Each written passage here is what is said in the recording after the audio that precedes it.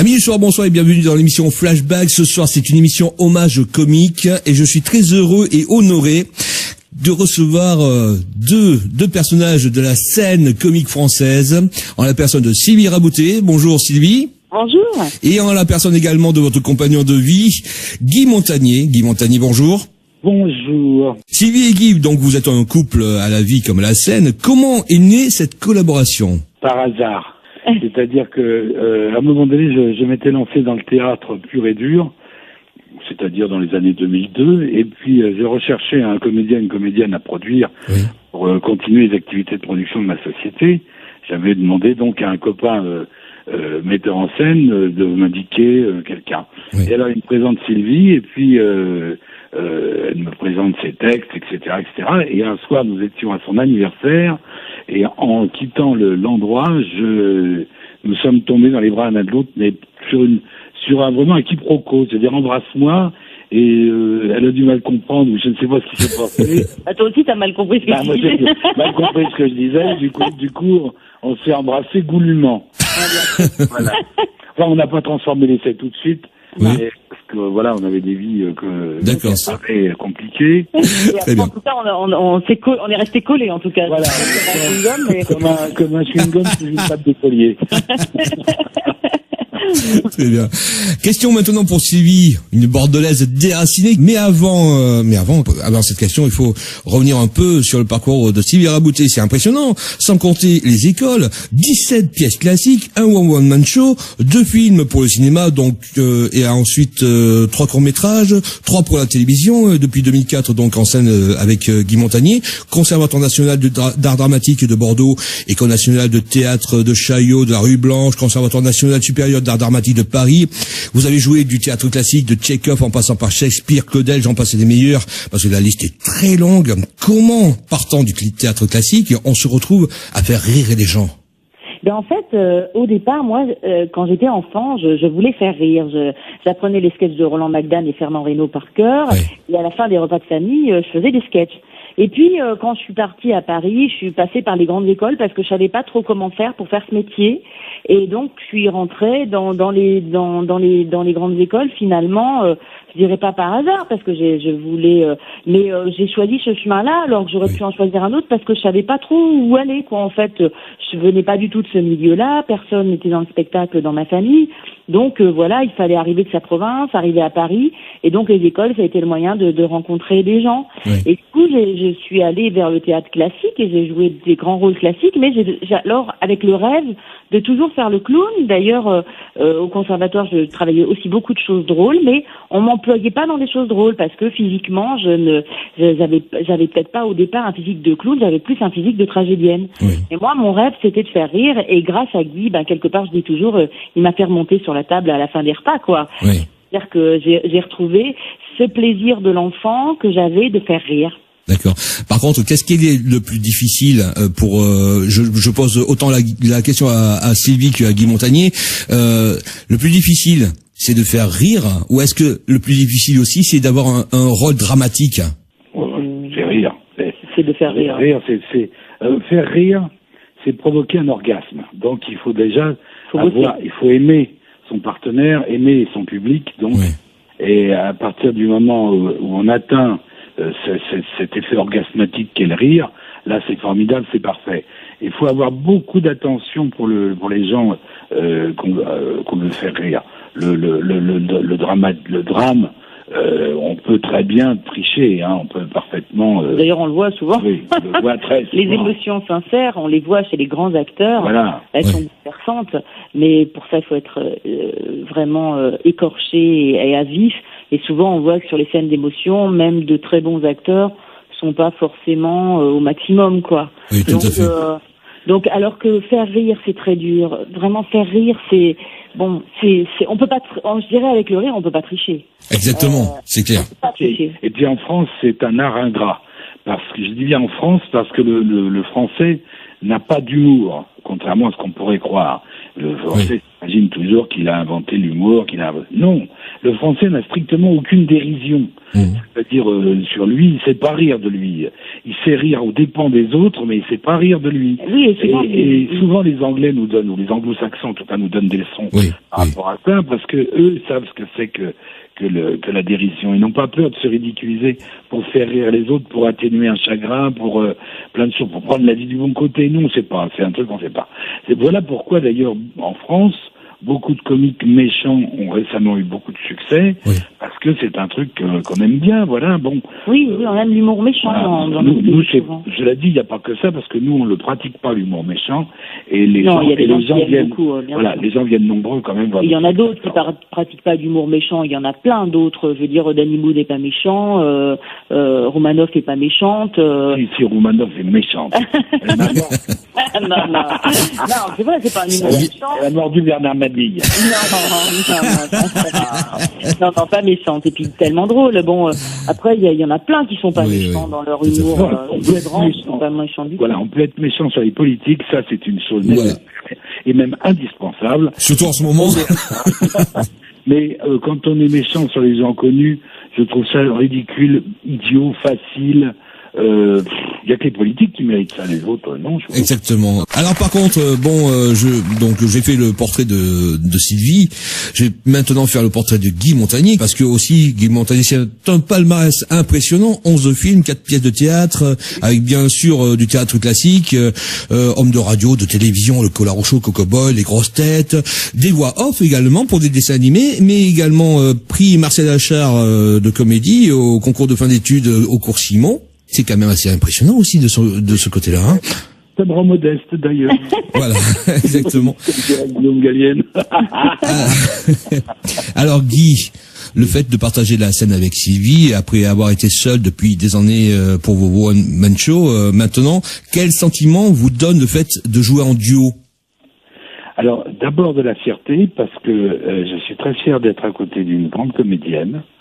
Et puis, comment dirais-je, le plaisir qu'on a de partager avec quelqu'un qu'on aime, qu'on apprécie. Et puis, je suis spectateur aussi parce qu'elle me fait rire. Elle me fait des conneries sur scène, pas prévues, une façon de jouer. Il n'y a pas si longtemps, elle m'a sorti un truc, j'étais mort de rire. Elle a fait un jeu de scène. Et intérieurement, il fallait pas que je rie, parce que c'est pas possible. Mais c'est clair que j'ai plusieurs DVD à la maison, je vous avoue, et c'est clair que je crois que c'est dans le DVD de la groupie du comique. Il y a un éclat de rire intérieur qu'on ressent. C'est bien possible. À un certain moment, il y a un ange qui passe, quoi. Voilà. Oui, mais ça c'est souvent entre nous. Ça, on ne peut pas le faire seul, ça, c'est impossible. Alors que là, il y a une complicité vraiment tout à fait. Et souvent, on intègre le public toujours. Toujours, faut que le public soit partie prenante dans une chose qui arrive comme ça par hasard et qui est un cadeau, parce que je pense que même les erreurs de parcours sur un spectacle, c'est un cadeau. C'est ce que disait un prof de masque que j'avais au conservatoire. Il disait les erreurs, c'est des cadeaux, parce que on peut inventer quelque chose avec. Il faut jamais dire ah merde, je me suis gouré. Non, faut dire c'est super. C'est une erreur qui va me permettre de faire un truc, de prendre la balle au bon et puis de courir avec et puis de faire quelque chose de drôle. Voilà, et de marquer un panier. Voilà. C'est mon nom, Guy Montagnier, oui. Guy Montagnier, Montagnier, non. À cause du basket, oui. Non, c'est Guy Montagnier, c'est pas mon panier, voyons. Hein? Bon, Guy Montagnier, vous avez tourné aux côtés de Yves Régnier dans des comédies. Je me souviens de La Crime, Taxi de nuit, où vous aviez un rôle très sérieux, comme dans Le Commissaire Cordier ou dans Le Juge est une femme. Avez-vous, à un moment donné de votre carrière, pensé à endosser un rôle d'un film dramatique, comme Coluche l'avait fait en son temps avec Ciao Pantin? Non, pas du tout. Non. Tout d'ailleurs, Coluche le disait lui-même, dans Ciao Pantin, j'ai rien fait. Et on le croit. Et on le croit. Nous, on le croit. Mais il faisait rien, c'est extraordinaire. Ouais. Vous remarquerez que les grands comédiens, vous prenez des très grands comédiens comme Gabin, comme Delon, c'est des gens, vous les voyez à l'écran, ils en imposent par leur personnalité, par leur charisme, et ils ne font rien, ils ne jouent pas, ils sont le personnage. Les grands acteurs. C'est des grands acteurs, c'est immense. Mais ils font rien. Tout est intérieur, et ça passe comme ça. Et Coluche, dans Ciao Pantin, c'est ce qu'il avait dit. Il disait, moi, j'ai rien fait, rien. Il a juste été le personnage, voilà. Et, mais ça, c'est pas difficile pour un acteur. C'est quand même relativement simple, hein. Vous avez eu la chance de connaître Coluche, hein. Est-ce que vous pouvez me dire 2 mots sur Coluche, hein? Ah, c'est un d'un homme qui avait, mais ça j'invente rien, et tout le monde le sait, un immense talent de communicabilité avec le public, un immense, il y avait quelque chose qui se passait entre le public et lui. Il était d'une popularité absolument incroyable. Ce qui, évidemment, a provoqué d'immenses jalousies. Et, comme par hasard, évidemment, maintenant qu'il est mort, c'est un génie. Quand il était vivant, c'était un mec vulgaire, et maintenant qu'il est mort, c'est un génie. Il faut faire gaffe en France. Déjà, quand on les voit passer chez Drucker, on se dit, il doit pas être loin de la tombe. Ça sent le sapin. Et il les invite, il doit les sentir. Avec les 30 morts dans une autre vie, Drucker. Il sent qu'ils vont crever, hop, il les invite. Je ne pas être invité chez Drucker. J'aimerais dire, que pour 15 jours. Donc si je vous vois chez Drucker à ce moment-là, je vais me faire des soucis pour vous, moi, maintenant. Oui. Ça tout de suite après, hein. Question maintenant pour Sylvie. Non. Question pour Sylvie maintenant. La semaine dernière, on a parlé au téléphone. Je vous ai demandé si vous seriez prête pour me faire un petit bout de l'exercice de prononciation de Kiki la cocotte. Ça tient toujours? Ah bah pourquoi pas. Mais par contre, juste un petit bout, pas en entier quand même. Ça va être difficile, hein. Vous ne pouvez pas l'arrêter quand elle démarre. C'est ça, Non mais je l'annonce maintenant, comme ça au moins. Kiki était cocotte et Coco était concasseur de cacao. Kiki la cocotte aimait beaucoup Coco le concasseur de cacao. Mais un marquis qui a dû cocoquin et coquet conquis par les coquets quinquets de Kiki la cocotte offrit à Kiki la cocotte un coquet caracocaki à col de caracule. Quand Coco le concasseur de cacao s'aperçut que Kiki la cocotte avait acquis du marquis Cadu cocoquin et coquet conquis par les coquets quinquets de Kiki la cocotte à coquet caracocaki à col de caracule, il se dit je suis cocu. Bravo. Oh là là. J'ai tout le service, hein. Après je meurs asphyxié. Oh là là. Moi je reste du conservatoire. Hein. Moi je m'arrête à panier piano ou 3 gros gradés dans 3 gros très grands, moi j'en compte en rond. C'est tout. Bah, c'est pas mal. Voilà. Guy, à vous maintenant. Alors moi c'est un exercice que j'ai mis au point au moment de ma paralysie faciale qui va beaucoup mieux d'ailleurs. Oui. C'était l'exercice de diction de la lettre P. Oui. Parce que la lettre P, j'avais beaucoup de mal à dire, parce que la lettre P, elle ne sortait pas vu qu'il y avait un bout de lèvre qui était molle. C'était une horreur. Et donc, je vais vous faire l'exercice de prononciation de la lettre P. S'il arrive à bien le faire, on peut continuer l'interview. D'accord. Bon, attention. Alors, pendant les pourparlers de paix à Pampelune avec Napoléon Ier, le pape Pie VII a tripoté précipitamment le petit pipeau poilu d'un tout petit papa papou. Ah, j'ai un peu accroché. Non, c'est parce que tu t'es pas souvenu du texte. J'ai reçu des postillons quand même. Ah ouais, putain, on va être obligé de désinfecter le téléphone. Mettez votre tiré. Alors Guy, depuis quelques années, vous êtes entré au musée Grévin. Quelle a été votre réaction de voir votre double en cire? Avec toute cette cire comme ça, il aurait pu faire une belle bougie, sauf qu'en haut, il n'y avait pas de mèche. Mais j'étais très content d'être en face de Monica Bellucci. Oh. Qui est resté de marbre. De cire plutôt. C'est vrai que ça te fait toujours plaisir parce que les gens se font. La directrice justement du Grévin nous disait l'autre jour, il a toujours beaucoup de gens qui se font photographier à côté de lui, donc ça fait toujours vraiment très plaisir. Je crois que ça lui fait plaisir parce que c'est lié surtout à l'affection des gens et je dirais. C'est clair. Tant justement, il disait, il a eu une paralysie faciale et il a pu voir l'affection des gens, les témoignages de sympathie. C'est vrai que les gens le considèrent comme un cousin ou comme un ami ou comme un frère et c'est très touchant et très agréable et c'est vrai que c'est vrai que ça t'a permis aussi d'être au Grévin, de pouvoir aussi palper toute cette gentillesse des gens. Si je pouvais au moins palper un peu plus. Et d'ailleurs, pour revenir sur votre paralysie faciale, Guy, ce que je vais dire, on peut le couper à l'antenne ou pas, c'est comme vous voulez, mais c'est clair que je m'étais fait fort dans cette interview de ne pas en parler, c'est vous qui en parlez, je suis très touché de votre confiance, déjà. Il faut en parler parce que ça va mieux. Voilà.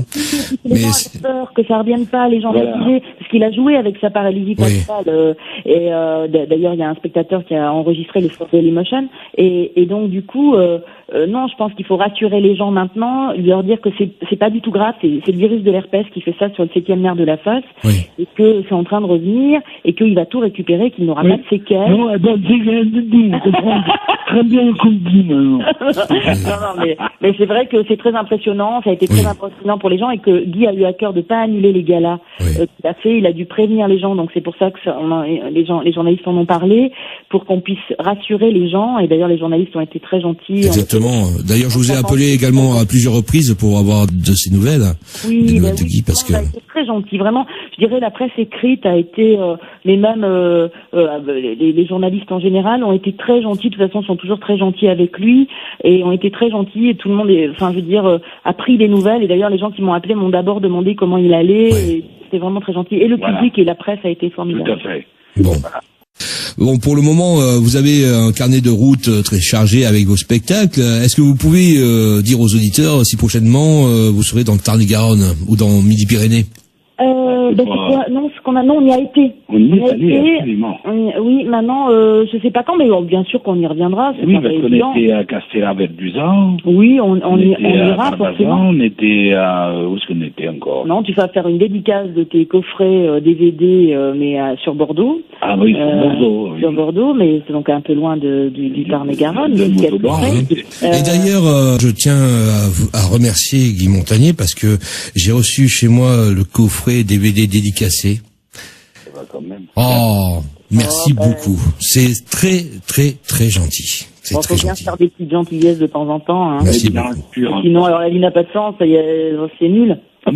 Ça n'est pas exclu qu'on se rende du côté de Montauban pour aller effectivement trouver un supermarché, un magasin Leclerc. Pourquoi les Leclerc? Parce qu'il y a des centres culturels à Leclerc.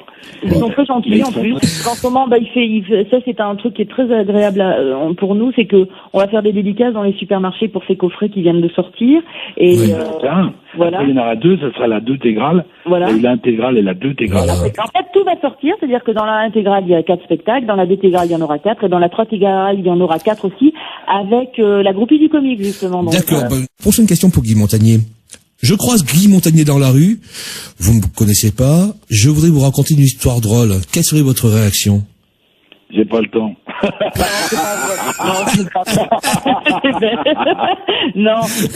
Non, les gens nous en racontent. Même à moi maintenant, les gens m'en racontent beaucoup à moi maintenant. Souvent quand je vais faire mes courses. Ma réaction c'est je la connaissais. C'est souvent ça. Ou alors elle a une barre celle-là. Mais parfois non. Parfois les gens nous en rendent compte qu'on ne connaît pas. Mais bien sûr. Très souvent même. J'ai rencontré une fois un Marseillais qui m'a raconté une histoire comme ça.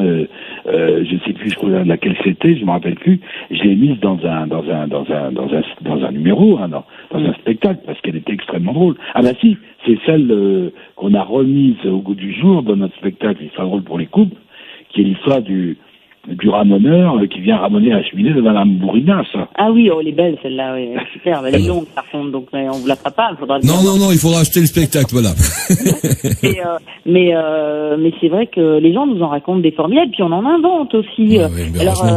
Moi, je me souviens d'une que j'ai inventée et que j'ai entendue après dans la bouche de Laurent Gérard. Ah oui, sur Soirée, vous voulez dire quand on l'a rencontré. J'étais très fière, mais non, j'étais très fière parce que j'aime beaucoup ce qu'il fait. Et non, au contraire, qu'il sache jamais d'ailleurs que j'ai inventé cette histoire et qu'il l'utilise. Si, il va me payer des droits. Non, c'est drôle, appartient à personne. Et c'est un jour, on se promenait en Beauce et puis je dis, oh là là, toutes ces éoliennes, c'est moche. Ce qui serait bien, c'est de les enterrer. Et j'ai fait une histoire avec une blonde qui s'est installée une éolienne chez elle et qui l'a fait enterrer et puis elle rappelle l'installateur, elle dit ça marche pas. Elle m'a dit mais elle est où votre éolienne? Je l'ai enterrée, c'était trop moche. Elle a raconté ça devant nos deux régisseurs qui, comme tous les régisseurs, se racontent des blagues. Oui. Ils ont dû la raconter à d'autres régisseurs qui les ont raconté à d'autres régisseurs. Et voilà. Dans l'oreille de Laurent, voilà. C'est ça qui est magnifique. Donc ça n'empêchera pas de me payer un verre à boire.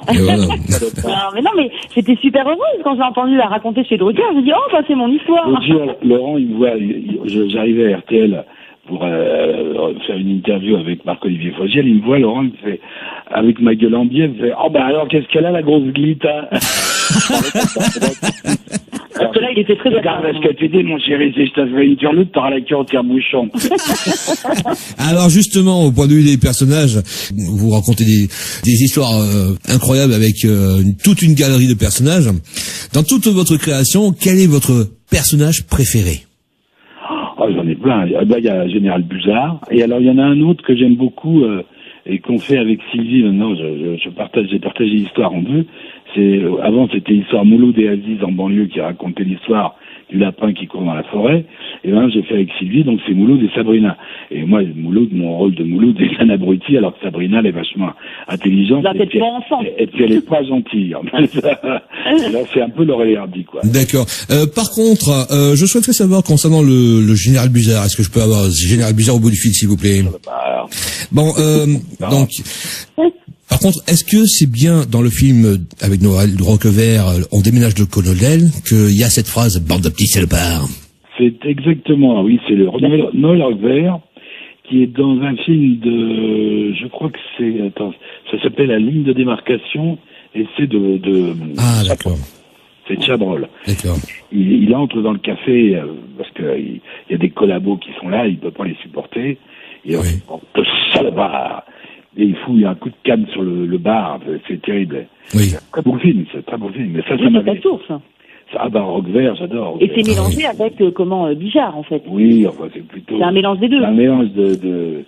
C'est pas vraiment un mélange de Bijard, je l'ai appelé Buzard parce que c'était. Les fameux ballets Buzard. Les fameux ballets Buzard. Voilà, avec les Rangers sponsorisés par Heureux de Marché. Oui, Heureux de Marché. Et les grenades, c'était par la tenancière de comment ça s'appelle? Ah, je m'en rappelle plus. Alors là. La Grande Gina. Ah oui, la Grande Gina, secouez-la. Voilà. Ah, je m'en rappelais plus. Oui. Mais c'était Heureux de Marché, c'était quoi le slogan déjà? Heureux de Marché. Heureux de Marché, une nouvelle tosse de fantassin. Voilà.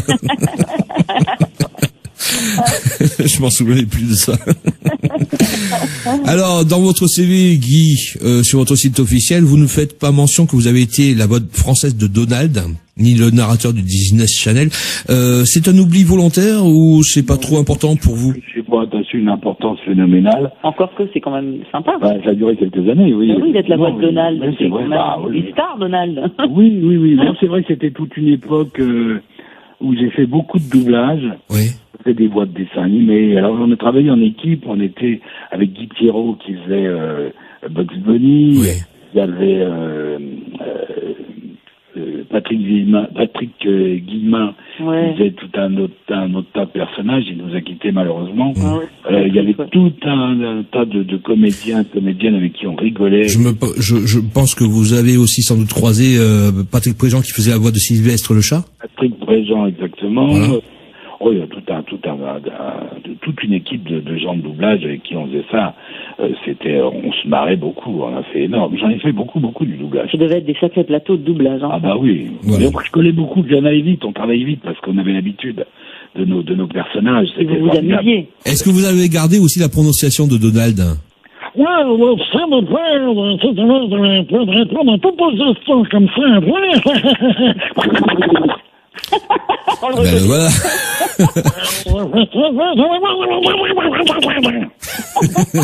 Là, il est en colère, là. Je sais pas si c'est avec Picsou qui se met en colère, mais bon.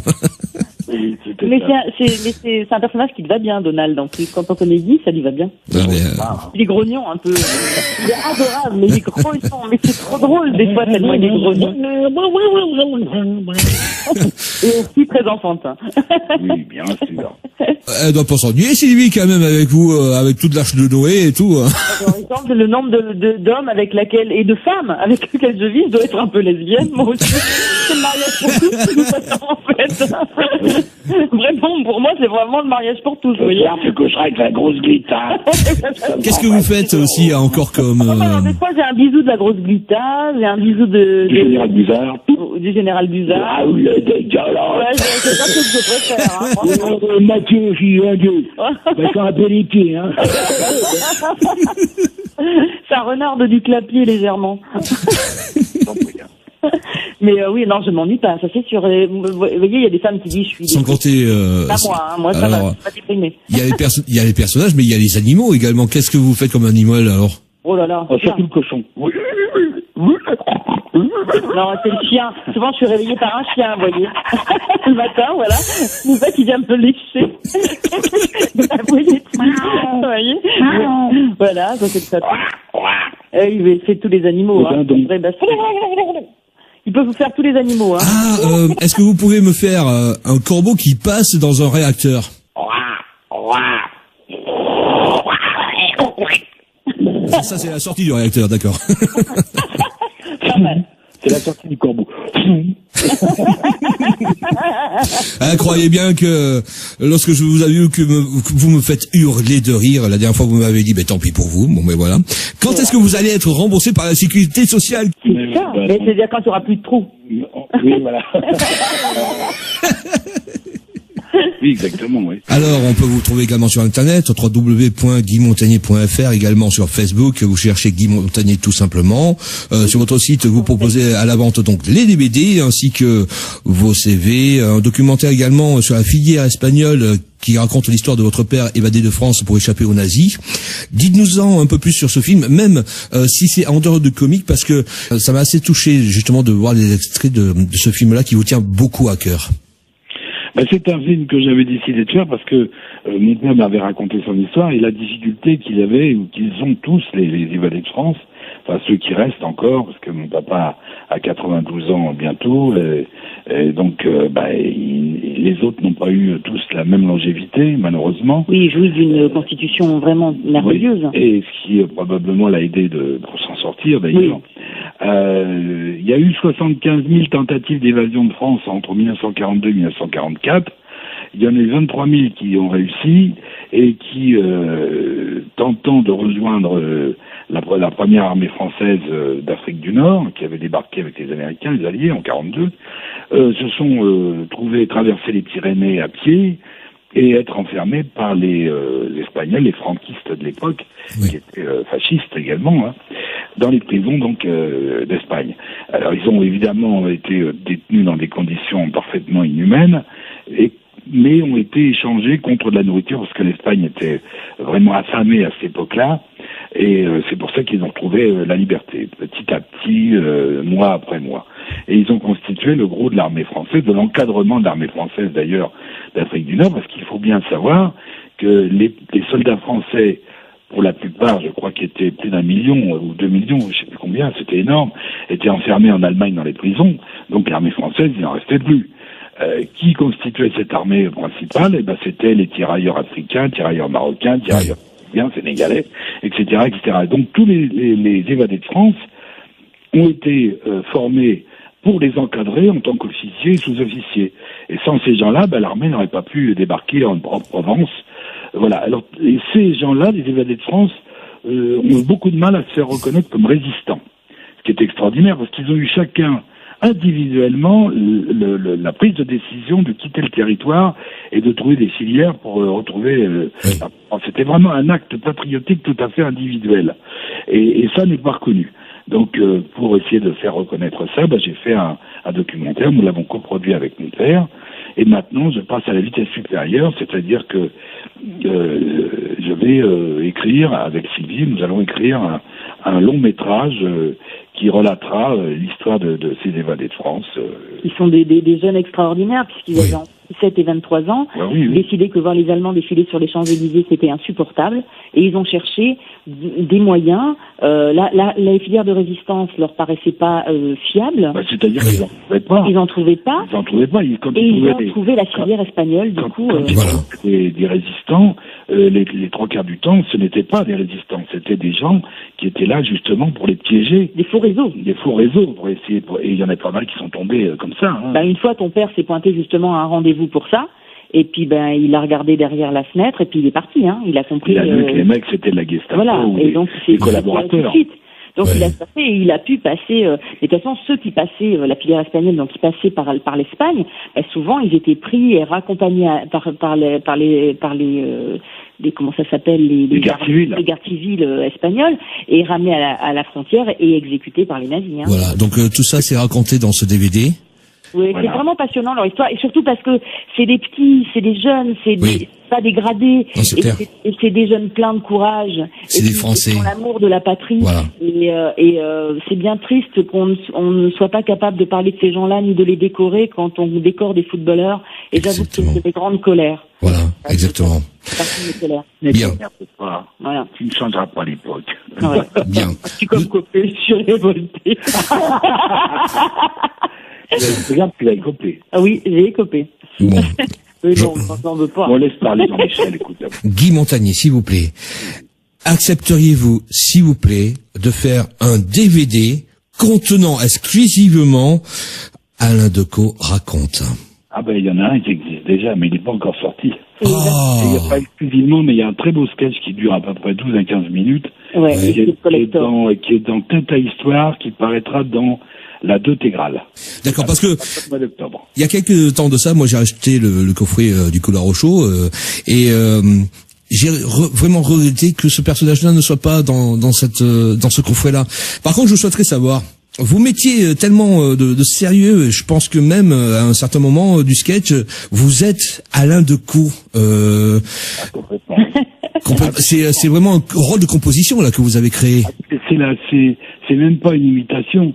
C'est que j'adore Alain Decaux, et en plus de ça, il est devenu un ami. C'est ça, oui, en plus, il y a beaucoup d'affection pour lui. J'ai beaucoup d'affection pour lui, mais même quand je le connaissais pas intimement, j'avais vraiment déjà de l'affection pour lui, ce qui fait que c'était vraiment la seule imitation que je faisais, qui finalement n'en était pas une, parce qu'à un moment donné, c'était vertigineux, je me prenais pour lui. Mais par contre, c'était pour savoir aussi une chose, lorsque Alain Decaux a appris que vous l'imitiez, quelle a été sa réaction, car il vous a vu l'imitant? Ah, mais il a adoré ça. Avant qu'il me voie en spectacle, il m'avait vu à la télé, bien sûr. Oui. Là, c'était dans les années 80. Hein. Alors, c'était un journaliste je crois que c'était Paris Match, il me semble, qui m'avait demandé de le rencontrer pour faire une photo chez lui, dans la banlieue parisienne, je sais que vous êtes Chantilly, par là, je crois. Et alors, évidemment, on se rencontre, tout de suite extrêmement gentil, c'est un homme profondément gentil, vraiment magnifique, très généreux, et en plus plein d'humour, pétri d'humour, et il me dit, alors figurez-vous que je n'avais pas vu votre imitation, et j'étais très intrigué parce que tous les matins, je vais faire un jogging autour de ma maison, dans le quartier, et je croise des jeunes à un arrêt de bus qui me voient passer, qui me disent « Salut, vous gros de petits salopards !» Alors là, il s'est demandé d'où ça vient, alors il s'est renseigné, il m'a vu effectivement faire le général Buzard, il a compris la confusion, parce que comme je faisais aussi, par ailleurs, évidemment, après il est venu au théâtre, en 92, il est venu me voir, j'étais déjà au théâtre des Deux Ânes, oui. Et je faisais une imitation. Et après, il est revenu me voir ensuite au théâtre. Il vient souvent. Il était venu nous voir aussi à la Gaîté, dans la Groupie. Ah, oui. Et alors, oui. quand au début, j'emmerde tout le monde, j'envoie de la flotte et tout, il dit à Micheline, son épouse, mais qui est cette emmerdeuse? Mais Micheline lui dit, mais écoute, c'est Sylvie, tu l'as pas reconnue. On l'avait pas reconnu. C'était à deux doigts de me sortir. Mais c'est un grand blagueur. C'est un homme formidable. Il adore les farces, oui. Il adore les jeux de mots. C'est un fan de jeux de mots. Mais par contre, la bataille d'Alésia, franchement, ce sketch, honnêtement, combien de temps il vous a fallu pour trouver toutes les subtilités de ce sketch? C'est un travail colossal que vous avez fait.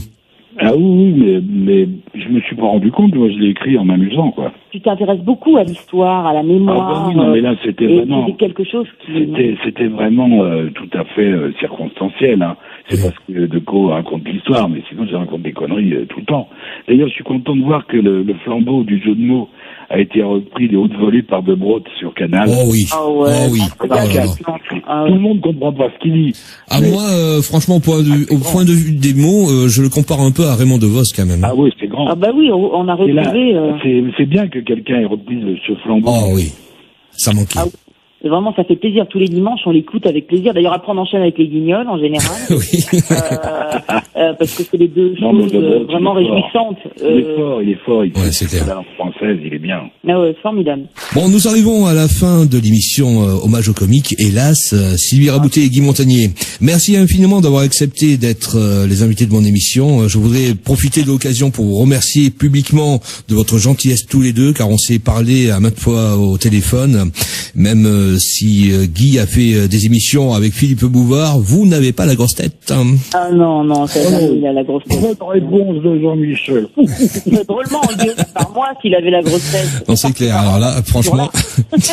Pourquoi être autrement que gentil? Exactement. Sylvie et Guy, je vous laisse le mot de la fin. Est-ce que vous pouvez dire au revoir les auditeurs?